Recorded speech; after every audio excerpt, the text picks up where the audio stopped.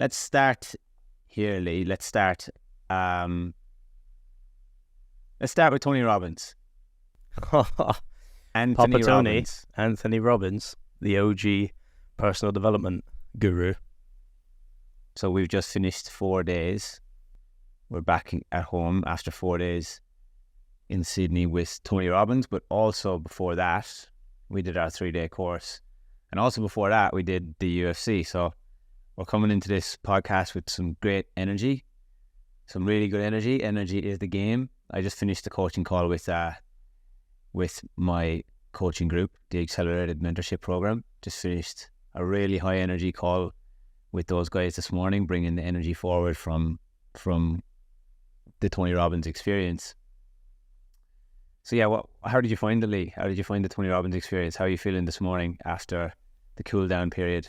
Unbelievable. What an event. Like, I purposely didn't research it too much. Like, naturally, I know what Tony Robbins is about, followed him for years, listened to some of his stuff before, watched his documentary on Netflix, I Am Not Your Guru, and had a fairly good idea of who he was and what he was about. And yeah, purposely didn't research that exact show going in because I wanted to be an open book and just allow, let whatever comes in. And yeah, I think it exceeded my expectations for sure. I think the over delivery of the show was just unbelievable for what you actually pay. It was ridiculous. The production, to see how the whole thing worked, it was immaculate. Like, if there were any mistakes, like, I didn't notice a single mistake. The energy in the room, like we've been talking about energy, that was insane. Switching states. And you can attest to this. We had this conversation so many times over the 4 days. Like, we were doing big days. Like, some days we were in there 8:30 a.m. till 12 p.m. at night, and we were leaving that place with energy. We're like, we feel good.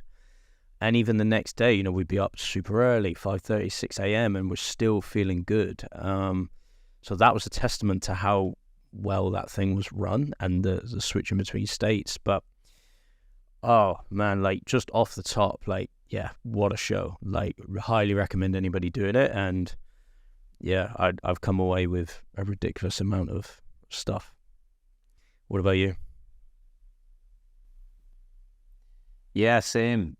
I took so much away from it. I think I kind of connected back to my true self, and I really recognized a lot of my own patterns throughout the 4 days, and the patterns that were created by outside sources, by society, by just my conditioning, essentially, from when I was a kid, where I had very little, minimal patterns, to how I shaped myself as a human in order to meet certain needs that were driven by wanting to be enough and wanting to be loved.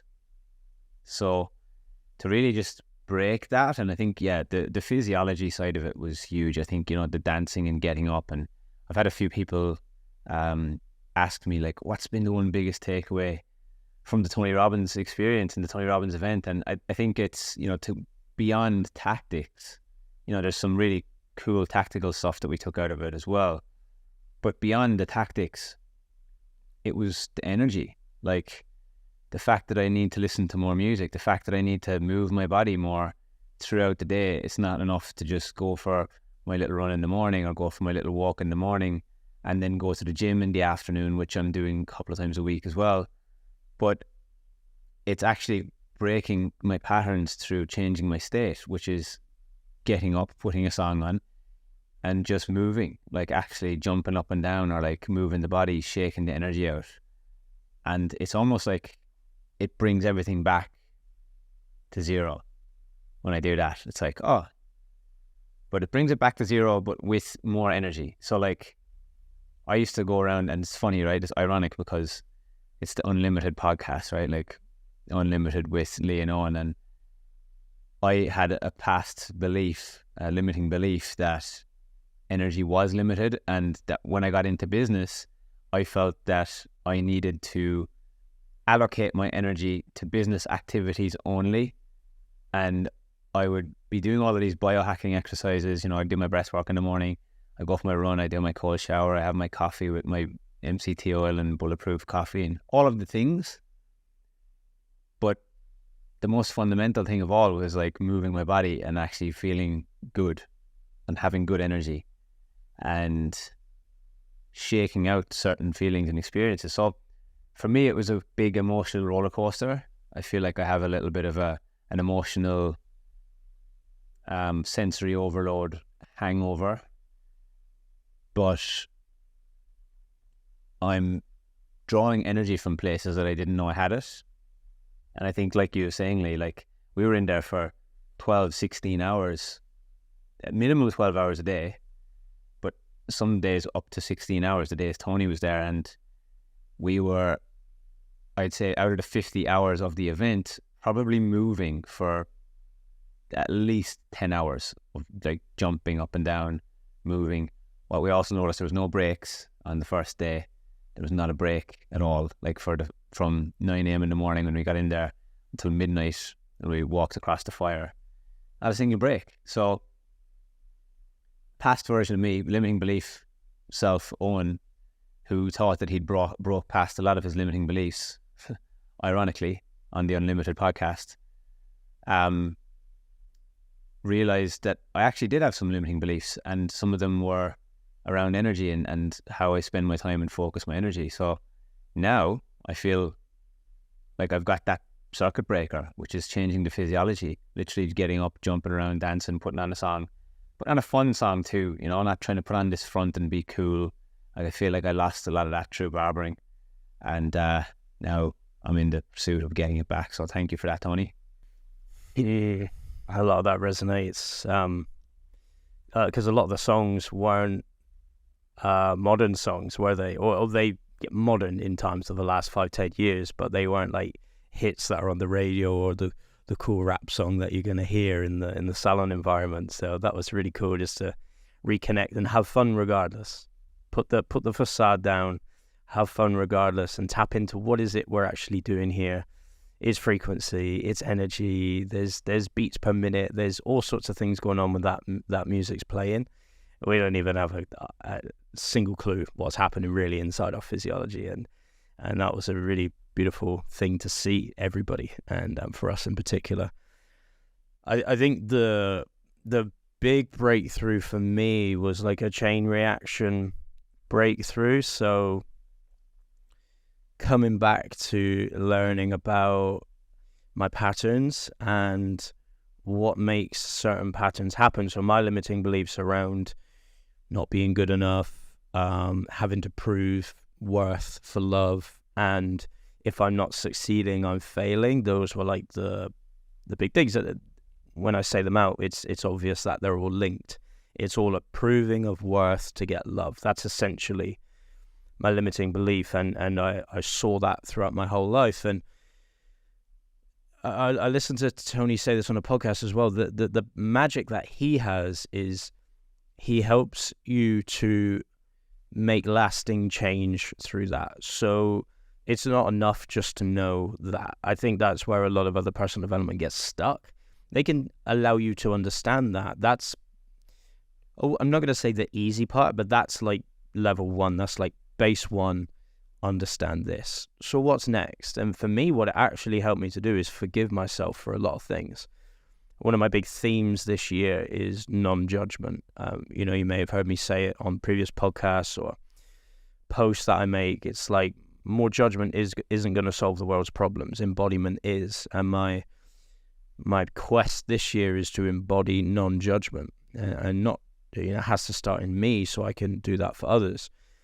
What it allowed me to do was actually put that non-judgment on hyperdrive, and understanding where my patterns have come from allowed me just to forgive myself for so many things, and that was magical. Then you go and state change that and solidify it in the nervous system. I feel like a new man. And I don't say that lightly. I hate that term normally. Why do I hate that term? Because I always hear it in the fucking barbershop. People jump out their chair. Oh, I feel like a new man. No, you don't. You feel like a different man. That's what you feel like. Anyway, we're not going to go there for a minute. Lasting change. It's a momentary, extrinsic, physical change. Or not yet. I'm not even going to say physical. Physical for me is like nervous system. So that surface change. So that really, it's. I can't believe how much it worked. And there were moments there which were really, really hard. I come up against it, and I got really friggin' emotional about it. And in that moment, I knew, yeah, this is it. Like, this is the break I need to get through. I need to break through this. And with Tony's help and all the presenters' help, yeah, I really feel like I made some progress there, which was really cool. And yeah, even thinking, and it's allowed me to turn those moments into gratitude. It's allowed me to flip those moments and actually start to bring those moments into my gratitude practice, which is, I mean, that's worth its weight in gold. There's no amount of thank yous. There's no amount of money. There's no amount of anything I could give that will be able to replace that. That's life-changing. So that was a big breakthrough for me, 100%. Yeah. And it's just going to transpire into like how we operate now with our experiences and how we can take some of this and add it into what we do. And I think, I feel that too. Like, the first day when, the dance team came out and it was like, all right, everyone, like, we're going to like copy us. Like, they started like moving and dancing. I felt a lot of resistance in comparison to even the end of the first day versus the way I felt at the start of the first day.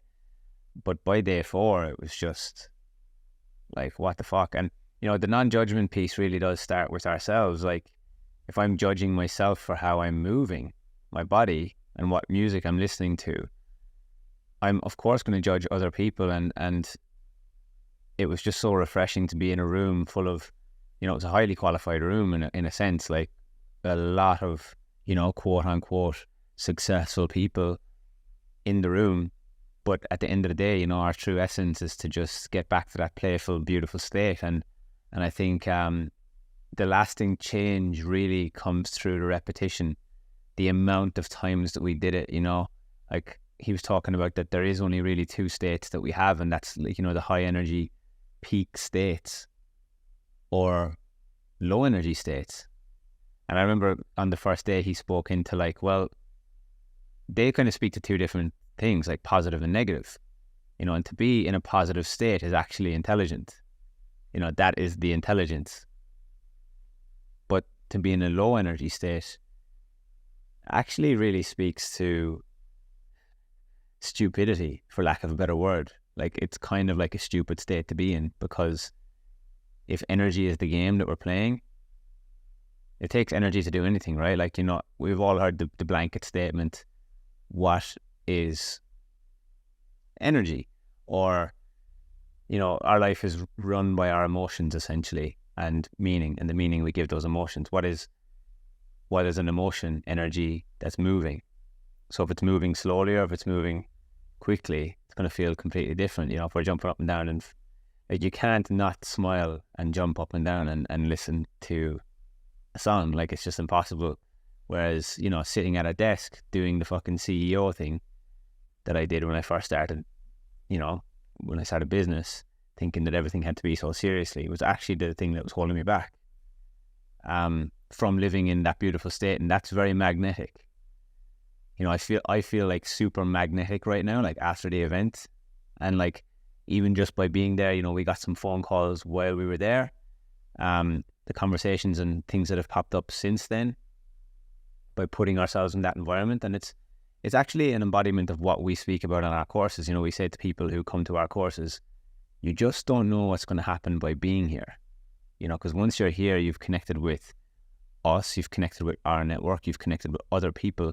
A lot of the people who've come to our courses end up leaving not only better at humans and better at cutting hair, but they have new working opportunities.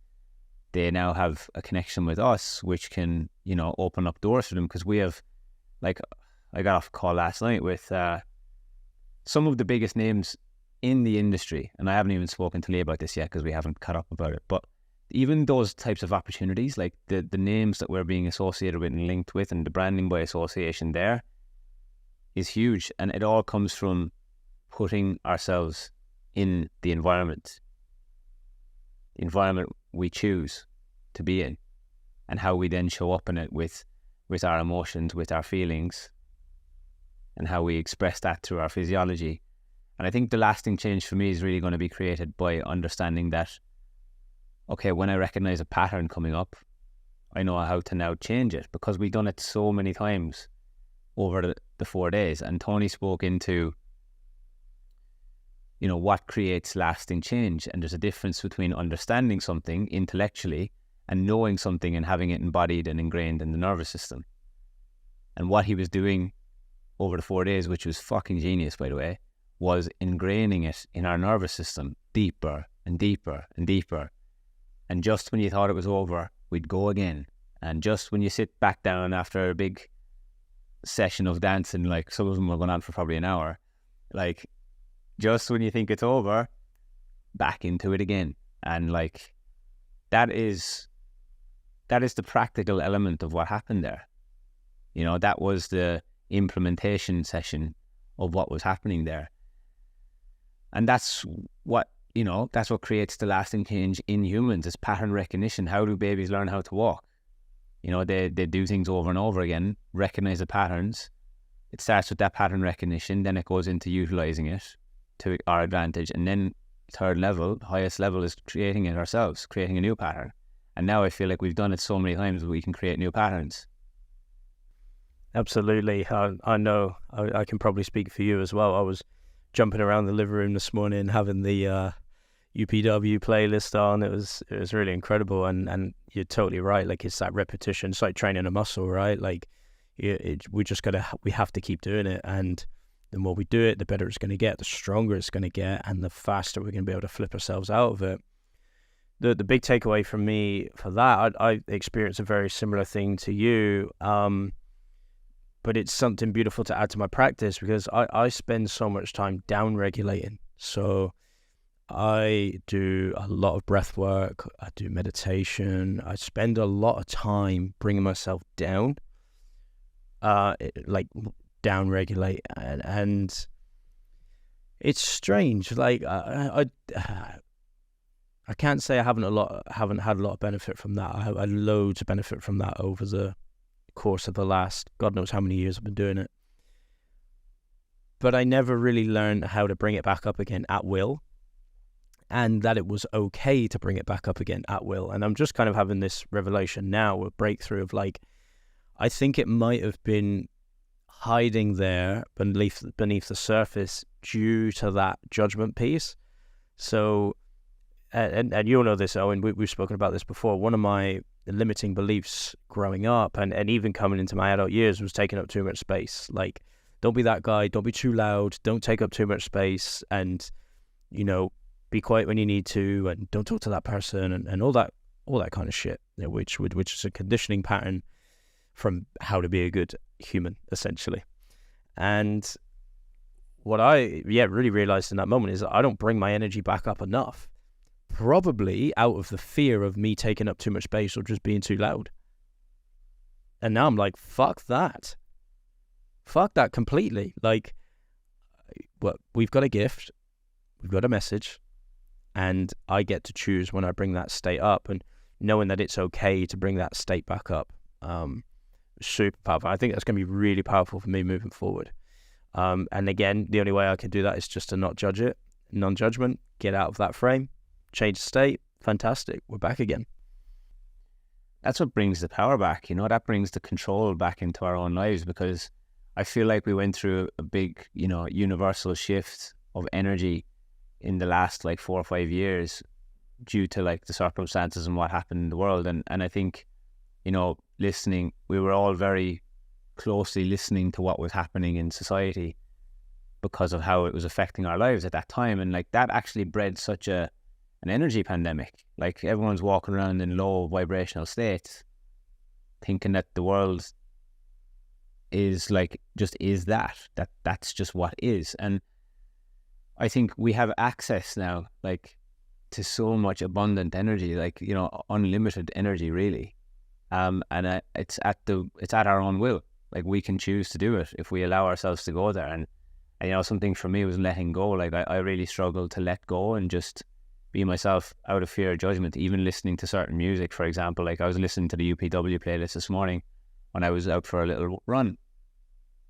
And like a couple of songs came on, and like typically I wouldn't have listened to those songs. And like one of them was like, what was it? It was like a James Arthur song that's on there called, like, but anyway, regardless, like I was just running along, and it was just such a feel good moment, you know? Like, it wasn't like feel cool moment.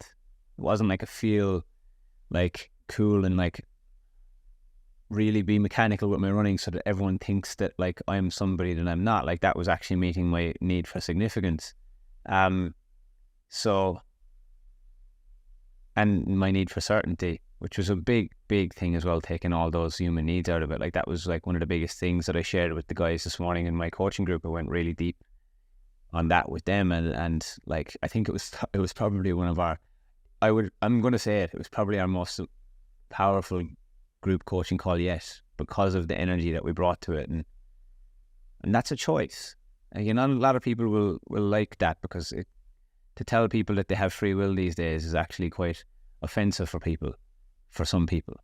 And but it is a choice. Like, we can literally change it if we know we have the tools, but it takes recognizing it first. We can't change what we can't see.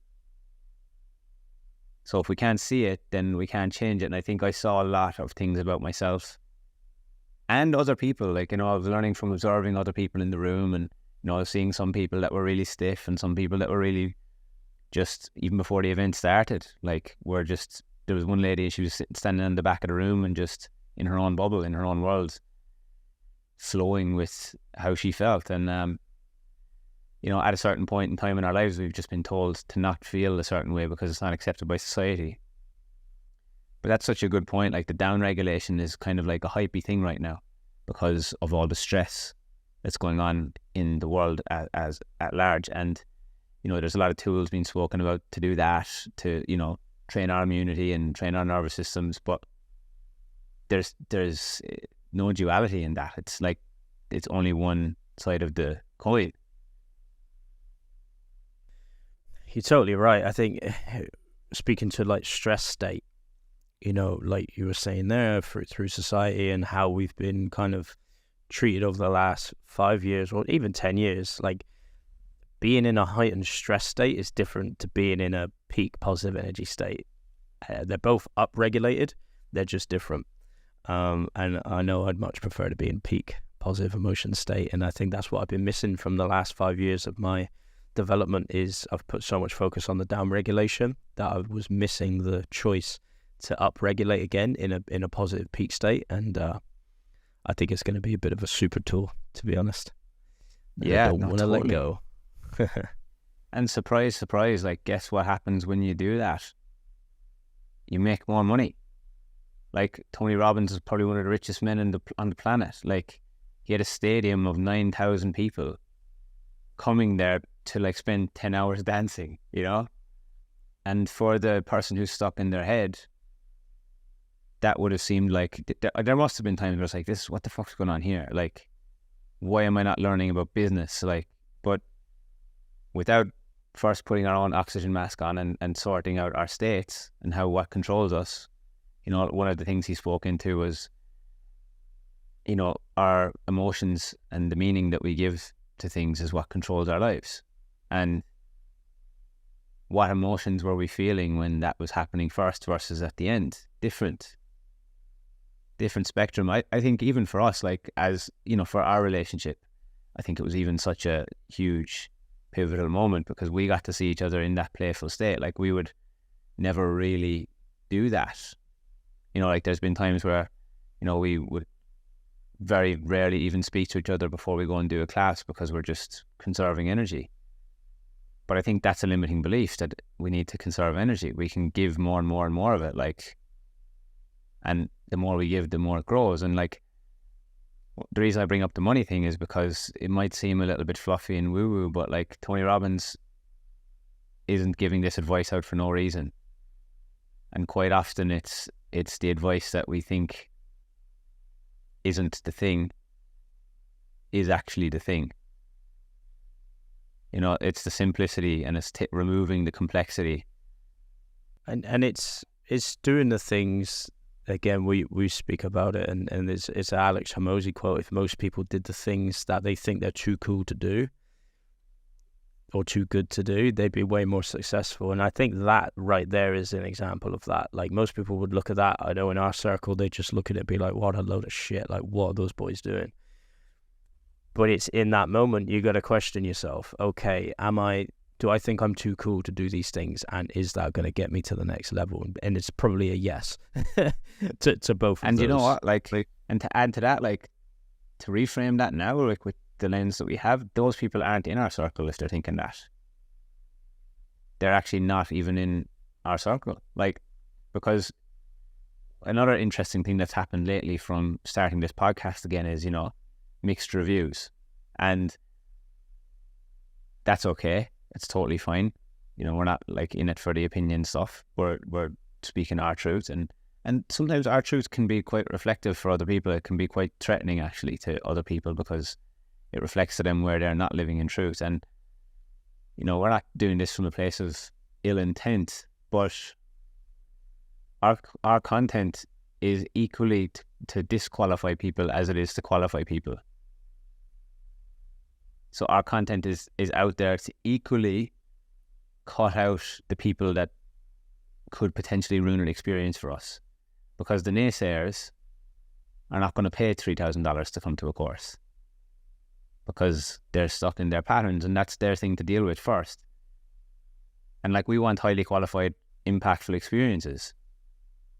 So not only do we need to qualify our clients, we need to disqualify them. And that's something, like, if anyone's listening to this and they are a hairdresser, or they are in business in any sense of the form, it's equally as important to disqualify your clients and know who you don't want to work with than knowing who you want to work with. Because when we're absorbed in our own environment, like, it's very insular, and we start to think that my world is my world, and everyone, and my bias comes into it, and then we start to have biases that everyone thinks the same as me, because we're just so insular and living in our own worlds these days. Even in the Tony Robbins space, there was 9,000 people there. Now, that might seem like a lot of people, but in the grand scheme of things, there's 7 million people in Sydney, and there's 25 million people in Australia, and like 9,000 of those went into that arena.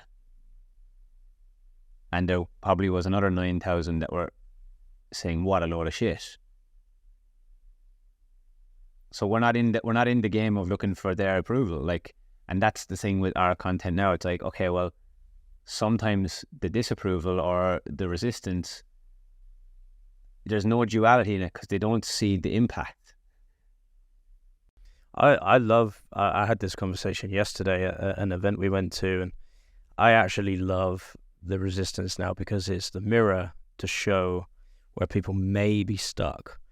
And I love what you pointed out there. Like, our content isn't for opinion. Like, we don't post for opinion anymore. There would have been a day where we did. There would have been a day where I cared for your opinion on my post. Did it look right? Was the haircut clean enough? Did I say the right thing? Was I wearing the right thing? Now it comes from a completely different place, and this is the journey of the work. You and I have spent, you know, the last few years reestablishing our values and our mission, and what's our purpose, and what are we doing, and what do we even want to put into the world? What's the energy we want to bring to the world? And when it comes from a place of love and really caring and really just wanting to help if we can, that's when the game changes. And that's when we realized that, you know, the content isn't for your opinion, it's for data. And if the data says that it's helped somebody, or it's evoked emotion in a negative way, that means it's doing a good thing. And that means that it's a valuable piece of content. So yeah, I say go ahead. You know, you can hack on the content, you can love the content, you can have a dig in private. I really don't care, because the posts aren't for opinion, it's for data points. And what we're seeing now is that it's trending in a beautiful direction where more people are starting to become helped, and more people are finding value in it, and more people are realizing, maybe I do need to work on that in my life. So yeah, it's been a beautiful shift, and I welcome all of those conversations and all those comments. And one more, if you're interested in marketing, it's such a good marker to show that your content is working, because most people who are looking at it, and this is another thing, who has the time to waste posting a negative comment on someone's post or content? That is, to me, that's a complete waste of time. But for those people, they also don't realize the trap that they're in. They are now, that just goes to show that my content worked even better, because they are now in my world. If the idea of my content is to evoke some emotion, hold up a mirror, and start a conversation, and it did it, fantastic. Positive, negative, I don't care. It started a conversation, fantastic. You don't know the trap you're in. It's like a fly swat. You just got stuck in my net, and that's it. So a great reframe on content for sure. And imagine if a lot of people started using these social media platforms like that. It would be a different world. It'd be a completely different world. Yeah. And look, we don't have time today to get into shadow work, but I think there's a lot to be said for shadow work in all of that. And quite often, very similar to the judgment thing. Like, I noticed myself, even if I don't like to admit it, I noticed myself judging certain people at the start of the Tony Robbins event, only to go on and realize that was actually me judging a suppressed version of myself.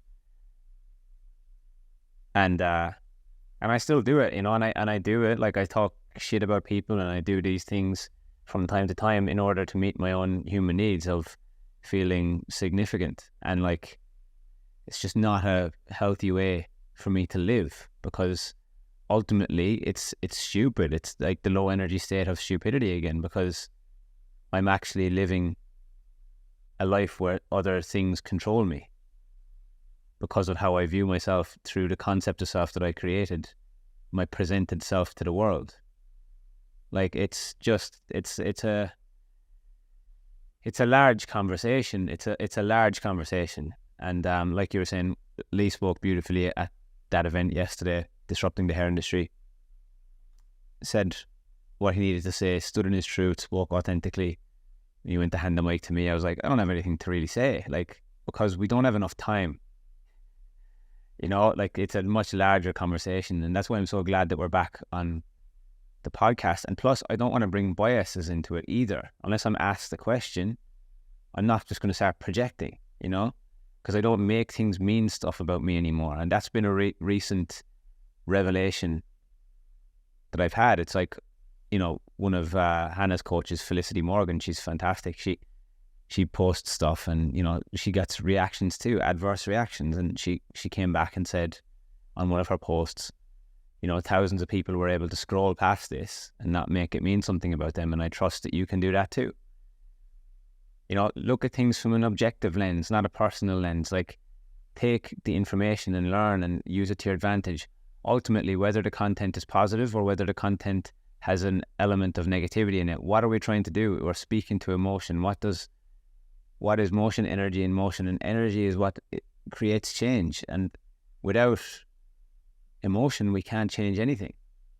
So ultimately, the intent is good. It's to bring people to the window, it's to bring people to the door, and be like, hey, inside this house over here where we're living pretty good. Like, we're feeling pretty free right now. Like, I felt quite absent of trauma at the event, which was good. Like, I've been in those spaces before, and I spoke about it in our last podcast. Before this podcast, the last one, the network podcast, and that's still there. It's available if anyone wants to go listen to it. But I spoke on that podcast plenty of times before about like being consumed by trauma and living in that low vibrational state for like a year. And it didn't serve me at all. It served some of my needs because it prove to my ego that it was right about itself many, many times.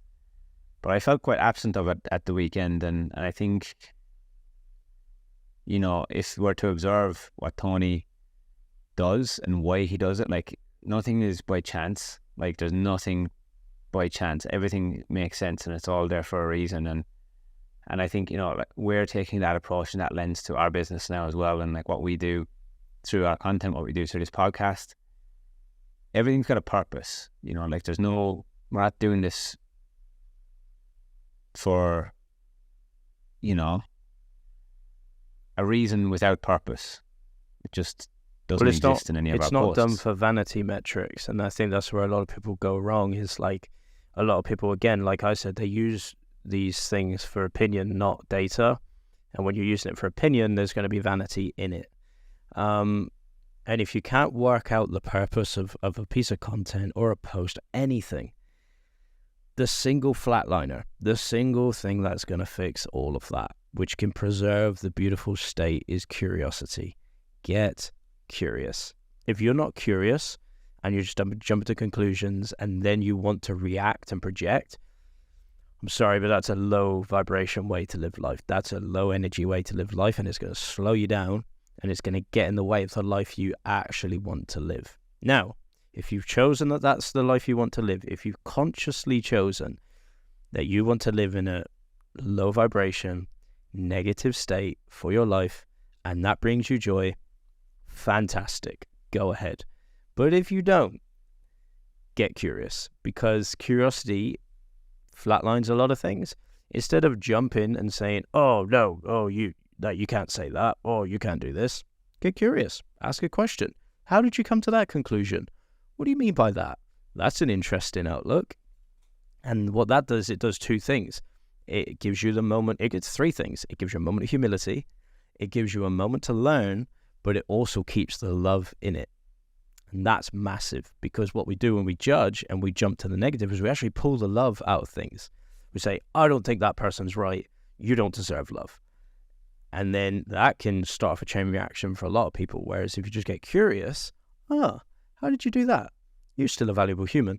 I'm just interested. That keeps the love in it. And that can spark some beautiful conversations. You just never know where that relationship might go. A beautiful relationship, a friendship, a partnership, a business partnership could be born out of, I don't agree with that on the surface. Let's get curious. Who knows? I'm sure that's happened to Tony Robbins. I'm sure that's happened to some great, great businesses on the planet and great partnerships, just out of curiosity and being open and allowing the light bulb to come on and be kind of enlightened in a new way. And it's incredibly transformative, and that's how we live our lives now. If something comes up in me, it evokes emotion, I've got to take my own advice and think, maybe that's worth looking at, and I just get curious. Again, if I am who I say I am and I'm embodying non-judgment, curiosity solves it. Yeah. And, you know, one of the big things as well over the weekend was Tony was talking about, like, one of the things that he has historically studied and has been one of the biggest things for him is trying to understand why humans do what they do. Like, why do we do what we do? And it's to meet our needs. It's to meet certain needs which stem from fears. And, you know, we all have our favorite flavors of suffering is one thing that he kind of spoke into. And you know, now with this new lens and new awareness that continues to grow on a daily basis, I can no longer make things mean something about me. So if you think that the adverse reactions are actually affecting me or Leigh, they're not really. Like, they're just bouncing off us right now. And it's like, cool, like that you've just disqualified yourself from the circle, and it's a power circle. It's a powerful fucking circle, and like, it's okay. And you're welcome back in, but there's an ingredient that you need to come back in, and that's curiosity. And without curiosity as an ingredient of life, you're going to be having a pretty bland fucking meal. We'll add let's add another layer of gratitude. Gratitude is the attitude. That will flatline a lot of things. If you can come at life with a gratitude lens and a curiosity lens, you are going to have a pretty good life. It's just the way it works. Like, gratitude solves most issues, and we saw that at the event yesterday.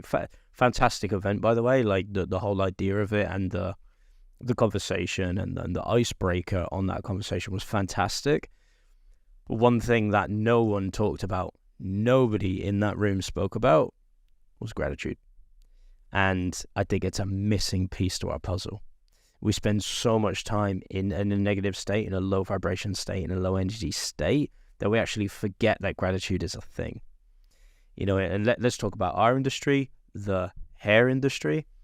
I can't have anything but gratitude for that industry. Like, look at what we actually get to do. We get to fart around with hair, a thing that completely doesn't matter. And I'm currently reading Seth Godin's This Is Marketing book, and he says, you know, 99% of people confuse their wants and their needs. It's just, if you can just understand that about marketing, most people will confuse their wants and their needs. Get your hair cut and styled millimeter perfect is a want, not a need. And when we can have gratitude around, I get to choose the things that I want in my life to the ridiculous degree, I can't help but be grateful for that. What a privilege, and what a sign it is that it's so good to be a human right now. We don't have to think about survival. I don't need to go and hunt for my food. I don't need to go and collect my water. I don't need to build my home and put a shelter over my head. I get to, all that's pretty much done, as long as I make a little bit of money, and a small amount of money. Don't need a lot of money to do that. The rest of the time, I get to choose what I do. Ridiculous. I can't help but be grateful for that. And that, to me, flatlines a lot of my problems. Flatlines it. Like, how can you go into a low state? Totally.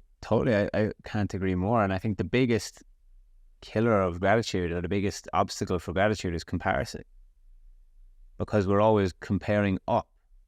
For the most part, a lot of people are comparing up, not comparing down. So, like, it's very easy to be conditioned by the access that we have and the exposure that we have to other people's lives these days, and forget about the little moments that we can be grateful for. You know, Tony Robbins said something about health over the weekend as well, and it's a much larger conversation that we don't have time for today, which is fantastic because we've content now for fucking years. But, you know, a healthy man or a healthy woman has a million dreams, but someone who's sick only has one.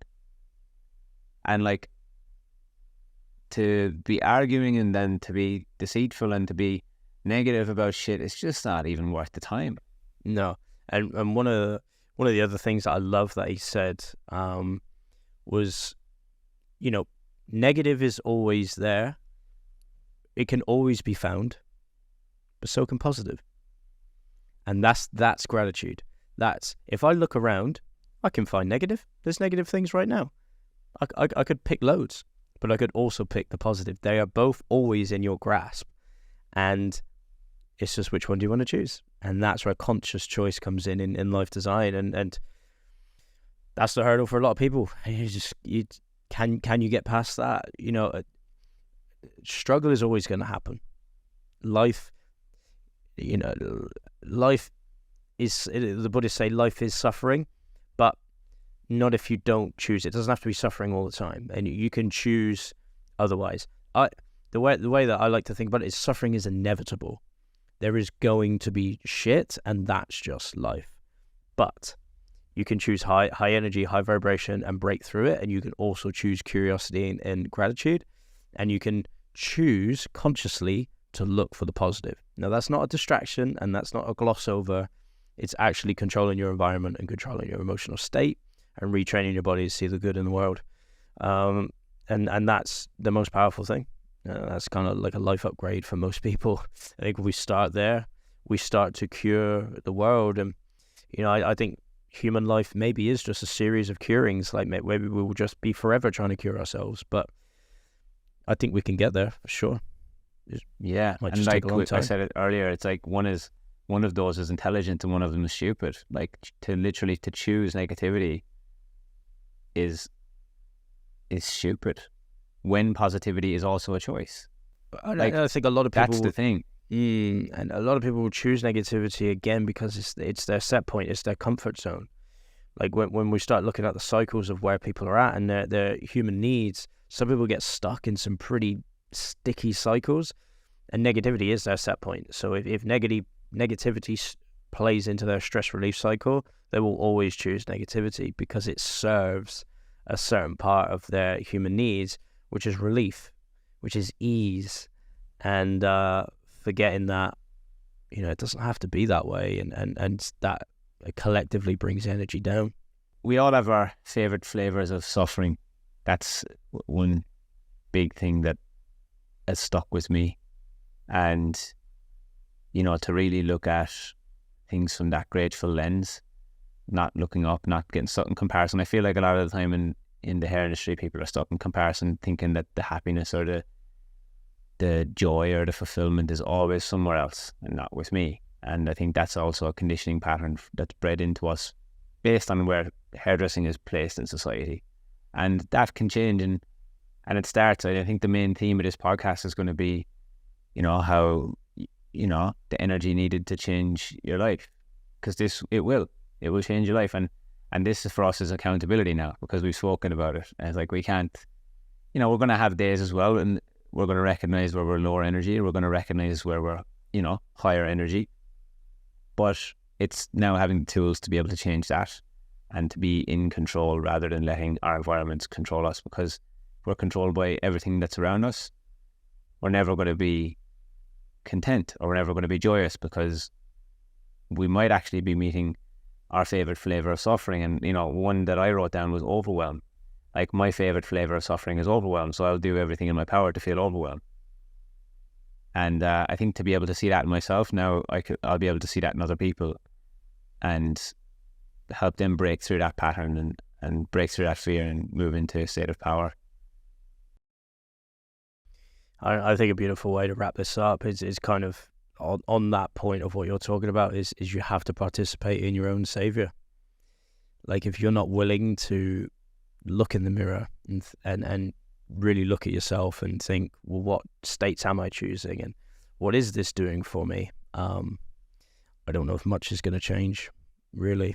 And look, again, all of this is only relevant if you care. If you found a point in your life where you're joyous and you can choose your peak states and things are going exactly where you want them to, more power to you. Fantastic. But if you're not, and a lot of the time you're not joyous, and you are stressed, and you are overwhelmed, it's a good time to step back and have a little look at that and really get curious and start to participate in your own healing journey. Stay curious, guys. Stay curious. So that's it for today's episode of the Unlimited podcast, episode number 3. Let us know what you think in the comments below. Rate the podcast, like, subscribe, do all those fun things, because it's going to help us get this to more people, and it's going to help spread some impact. And reach out to us.